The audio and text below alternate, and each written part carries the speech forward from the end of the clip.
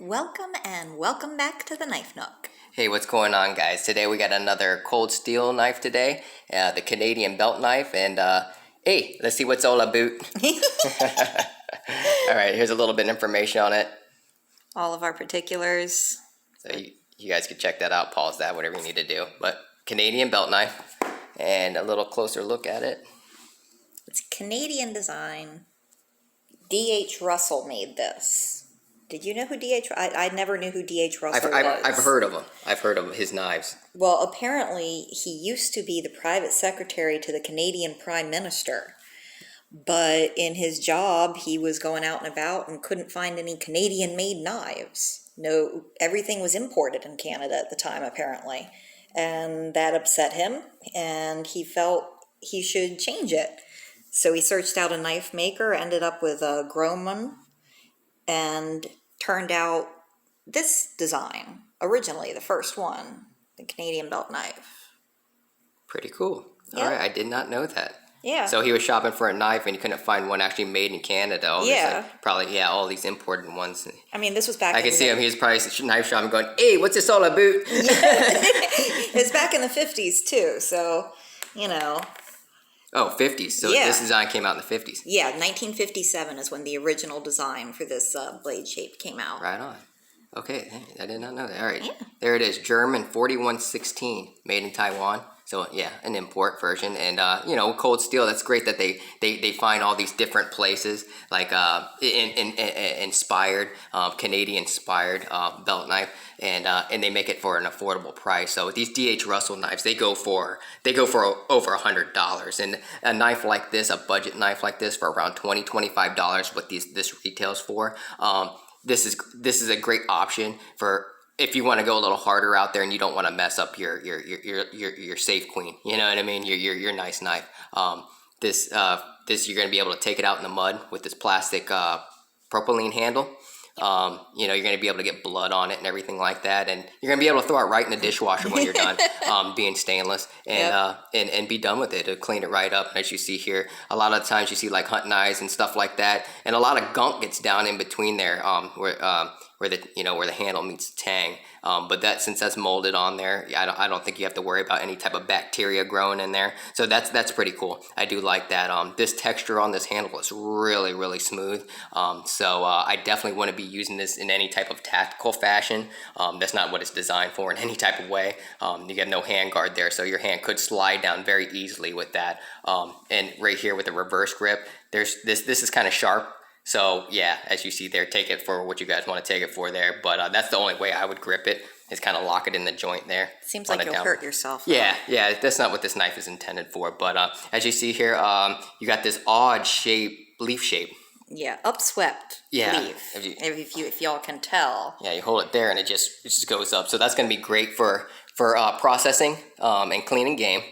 That's going to be great. You're not going to be hitting any vital organs or anything like that. Unlike the Mora knife, there's a possibility with that with the point. We'll do a little comparison with that real quick with those two knives. Two totally different knives, but very similar when it comes to budget and options. Yeah.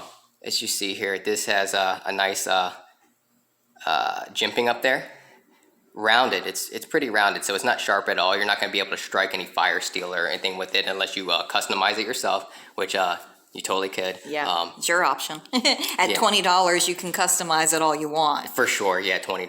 Yeah. You got that unique leaf shape, so in the dark, if you are hunting or whatever, you're gonna find that edge. You're gonna find it, you can kind of approach the game a little faster without worrying about hitting any type of intestines or anything and tainting the meat. Yeah. Don't want to ruin it. The sheath here. You want to hold this real quick? Yep. All right, we'll take a look at the sheath. As you see, it's just basic. Your basic plastic sheath like the Mora. Got a clip. You got the button here, the little hole, so you can hang it on a nail or on one of your little belt rivets or something like that, or just go with the belt. Very light. Let's see how it snaps in here. That one didn't snap, but here, let's see here. There it goes. It snaps. You have to approach it the right way. If not, you might be dulling your blade out because it felt like it kind of gripped the plastic a little bit. So as you see that's not coming out. Yeah. But also as you see here, there isn't a whole lot of room here for grip. So if you're in those Canadian and cold temperatures up there, or your hands are a little cold, or even if you have gloves on, that's going to be a little hard to grip this in the pull out. Not too bad. I mean, the snap there isn't too bad to where it's going to slide out of your hand. But yeah, you might. Good thing they put that lanyard hole there, because you might want to put a little bit of string on there, a lanyard for a pull. Just to access that a little easier if you're wearing gloves, or if you're in, in colder temperatures. You got bigger hands. We have small hands, so that's not that big of a deal to me. But as you see, where I'm gripping this, just to draw the knife, as you see there. It's like a fingertip grip. Yeah. So that's that. And actually, let's take that back out, and we'll. As you see here, I was hitting that plastic on the inside. So wow. When you sheath it, you want to approach it the right way, so you're not doling your blade out. Because I was shaving a little bit of plastic right there. Wow. All right, we'll put that there. And as you guys are familiar with the Mora knife, this is actually made in Sweden. So this is an actually Swedish knife. So that's kind of cool. This is an import, import design, import made. Yeah, and this is actually a real Swedish knife. Swiss. It's all Swiss design, Swiss made. All right, let's take a closer look here. All right, so that you're getting maybe about 3 1/4 inch cutting surface there until you get to the ricasso, and then with the Mora knife, you're going to be getting, since it goes all the way back, the edge of the blade goes all the way back to the handguard, you're getting a little bit over 4 inches. So you're going to get more cutting surface with this. Keep in mind, this is a Scandi grind, so this is more of a bushcraft knife. I'm not saying you can't use it for anything else, but it has the Scandi grind, which is made for woodworking, and this has the hollow grind, which is made for that slicey capabilities, hunting, chopping, food prep. It's going to be a little bit better, I think, at that. Yeah. The original design was intended for dressing small game and whatnot. Okay. That D.H. Russell made. That was his intent. He actually had the design tested by fur trappers and whatnot back in the day. And this was the end result. This is a magnet here. And just showing you guys where that tang is at. That tang on there is about a 3/4 tang that goes back here. So you're gonna be able to go a little harder on this knife. And let's go here. We'll put that here. Ooh. Well, definitely the tang isn't back there. I'm trying to do this with one hand. You want me to hold the... Right, let's flip this here. Hold that. Yep. Got it. Sorry, guys. I like to figure out where the tang is. And as you see, that just traveled right to it. I had it upside down. That was cool. And, do it again. Put it there, and it goes there. So as you see there, that's just a 1/4 tang. So like I said, this is going to be a little bit more robust for the woodworking and stuff like that. If you guys are worried about that, I'm not saying you couldn't do some light batoning with this if that's your thing, or if you needed to, yeah, so that one's going to be a little bit more sturdier. So take that as what, Again, the Canadian belt knife wasn't really designed for bushcrafting. It's more hunting and game prep. All right, hold this again, and yep. I'll take a look at this sheath. And the thing about this Canadian belt knife, I think Cold Steel only makes these in black. Yeah. For being a hunting knife, it'd be kind of cool if they actually did give you like a different option in color. But I know you could probably wrap the sheath with some type of orange tape or something, and the handle you could probably paint, wrap it with some type of tape or something like that. But as you see with Mora, they give you all different types of colors, and this is that Mora sheath. As you see, this won't work in a Mora sheath. It's just too loose; it'll fall right out. Yeah. So that's kind of out of there. I mean, I guess you could, but no, I wouldn't. It'd fall right out, So yeah, that'd be kind of cool if actually they did what Mora did, and for this budget line of hunting knife, it'd be cool if they offered at least an orange. You know? At least so that you can find it when you drop it. I mean, we all know that bright colors are easier to see in the forest. Yeah. Especially a Canadian forest. I understand they're very thick. Yeah. Also understand they recently had a Thanksgiving.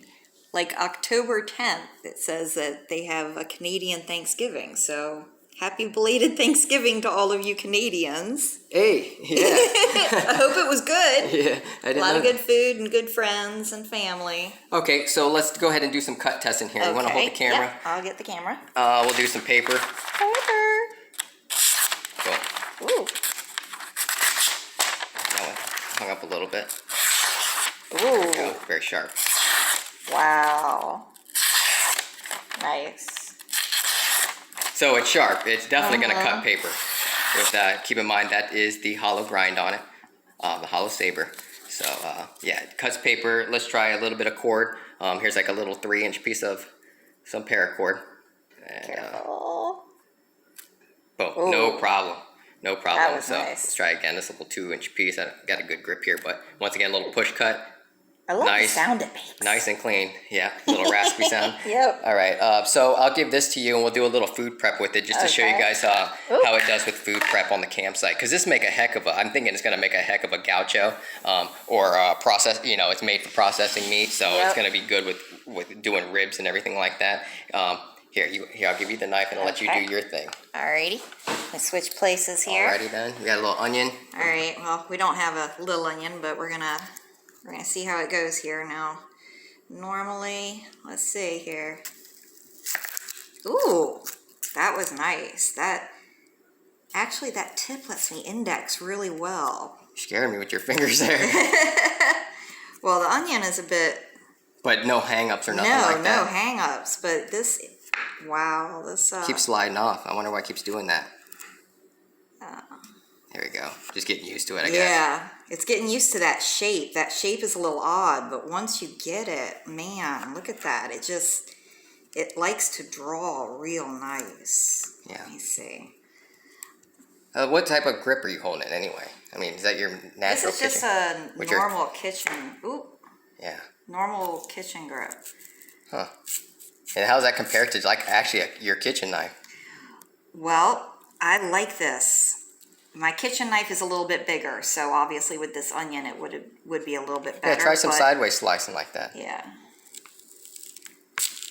Oh, wow. That is, So it'll clear that onion, no yeah. problem. It has those little finger grooves in it on the Yeah. side here, right here. Are you using those at all? No, on the side here. On the side? On the right side here. of the handle. Those little ramps right here. I mean, are you using? No. I don't really know what that's for. Yeah, I mean, I'm I guess not for that sure. pinch grip if you Yeah, want. maybe But if you're- try a pinch grip and see how it does. Yeah, like that.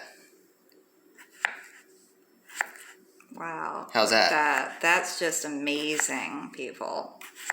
Oh, there it is. Yeah, she's better at slicing everything. So, yeah, it's going to be no problem with food prepping and everything like Oh, that on yeah. the campsite. Great little camp knife. And once I said, you get it bloody, Definitely. dirty, rinse it off, throw it right in the Dishwasher if you got a dishwasher. and be done with it. And being that 4116, I've read some reviews about it. They say it doesn't rust. So that's It doesn't? yeah, it doesn't rust. Wow. So that's a huge plus, man. So They said it was sub-zero for quenched. I'm Sub- not sure what they mean by sub-zero quenching. yeah, I don't either, unless the guy from Mortal Kombat steps out, hits it with some hydro blast. No, I'm joking. No, seriously, maybe that's what he does now. He helps make knives. But anyway, there it is. I hope you guys liked it. If you guys are into blades or anything edged like that, Anything sharp. hit that subscribe button and meet us on the next one. Yep. Bye-bye. All right, bye. Thanks.